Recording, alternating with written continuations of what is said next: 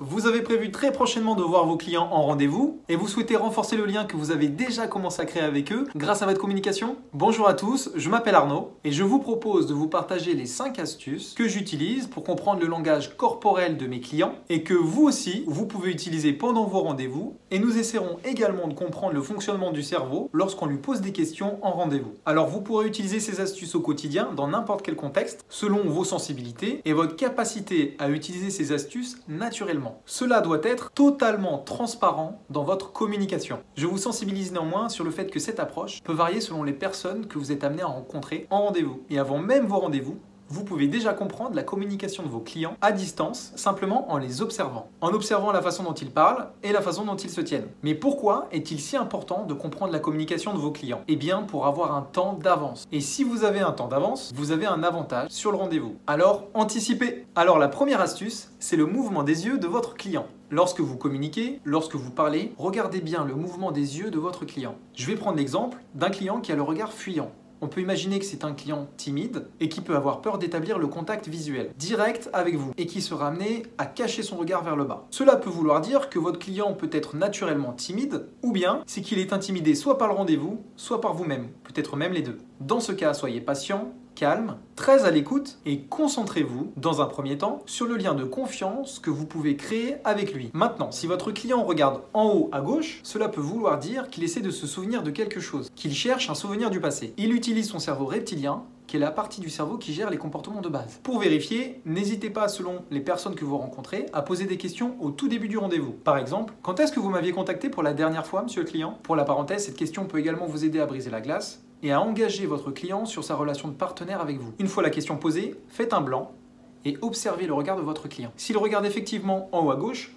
vous savez que pendant le rendez-vous, il ira chercher des souvenirs à cet endroit. Cela voudra sans doute dire qu'il ira chercher la vérité à cet endroit. Si votre client regarde en haut à droite, il construit peut-être une image. Cela ne veut pas forcément dire qu'il ment, mais qu'il est en pleine réflexion et qu'il active la partie créative de son cerveau. Il construit, visualise quelque chose. Il fait notamment appel à la partie cortex de son cerveau qui permet la pensée abstraite. Je suis une personne très visuelle. Si vous me posez une question au sujet d'un concept, d'un processus, d'une structure, je regarderai très certainement en haut à droite. Cela ne veut pas forcément dire que je mens, mais que je visualise la réponse pour pouvoir répondre à la question. Si votre client regarde en bas à gauche, cela peut signifier qu'il est en pleine réflexion, voire même en désaccord avec vous, que vous remettez en question ses croyances. Et si votre client regarde en bas à droite, cela veut dire qu'il fait appel à ses émotions, à ses sentiments. Il active notamment la partie limbique de son cerveau, la partie émotionnelle. Et c'est surtout le cas lorsque vous parlez au sexe opposé. Si vous êtes une femme et que vous parlez à un homme, et inversement, et que le regard se dirige en bas à droite, les sentiments peuvent être plus prononcés. Donc la différence entre la réflexion